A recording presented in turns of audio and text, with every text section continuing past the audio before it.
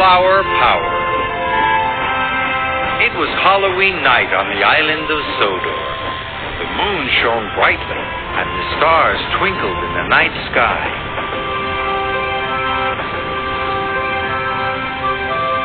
The children's Halloween party was over. But while the children slept, all the engines were kept very busy.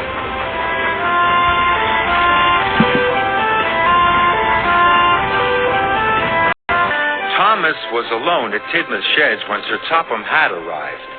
He was still in his Halloween costume. "You ought to collect flour from the mill and take it to the bakery," he boomed.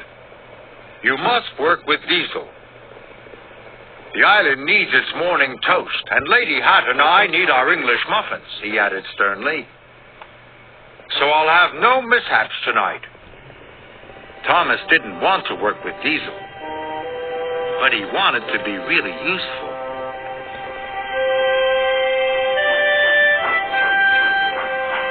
When Thomas arrived at Brendam, he couldn't see Diesel at all. Diesel was up to his old tricks. He rolled up behind Thomas and went,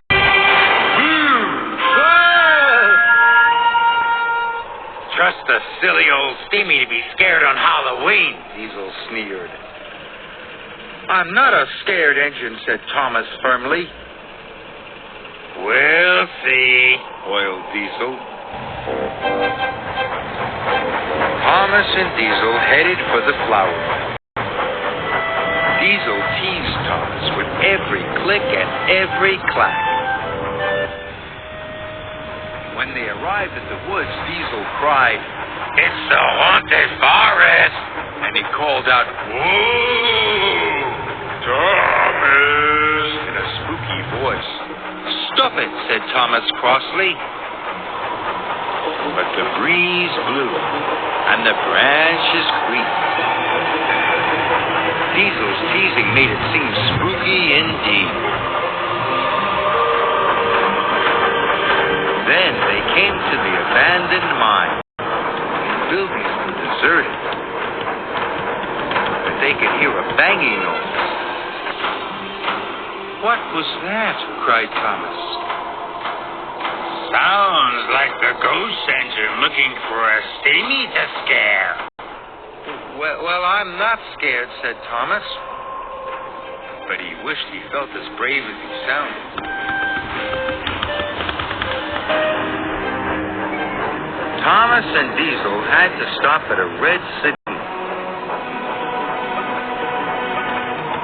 It was next to a twisty old tree. The wind whistled and Thomas heard a strange cry.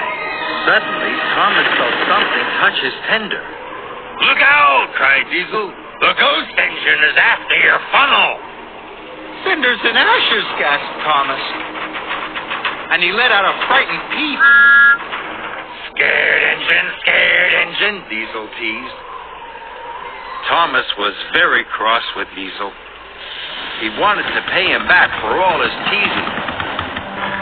Thomas and Diesel arrived at the flour mill. Thomas rolled up to collect the flour. Then Thomas had an idea. "We'll see who's a scared engine," he puffed. Thomas biffed the freight cars out of the way and rolled up under the chute himself. When Thomas puffed out the other side, he was covered from dome to buffer in pure white flour. "Whoa!" he said spookily. "It's a ghost engine!" cried Diesel. "It's come to get me!" "Stop!" cried Thomas. "It's just me!" But Diesel was nowhere to be seen.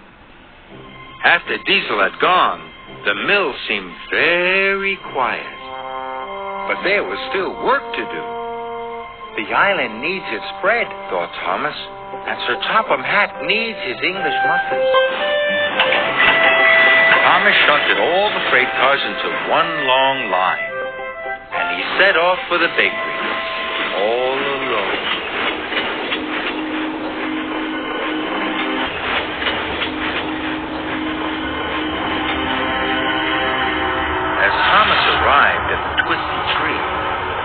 wished he could go faster, but it was a very long train, and he had to go slowly. Because he was going so slowly, Thomas could see that the tree wasn't spooky at all. It was just a tree, he gasped, and the strange cry was just an owl. Thomas was relieved. Thomas chugged towards the abandoned mine. He could still hear the spooky banging. He looked to his left, and then to his right, and he saw what was making the noise. It's just an old door, he gasped. The wind is making it crash.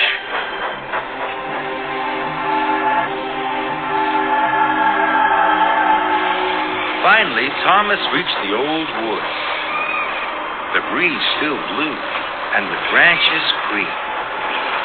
Thomas took a big, brave puff. But without Diesel's teasing, Thomas could see. The haunted forest was actually Henry's favorite forest.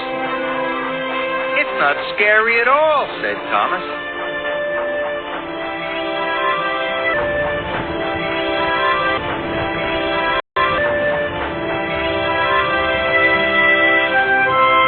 Thomas arrived at the bakery.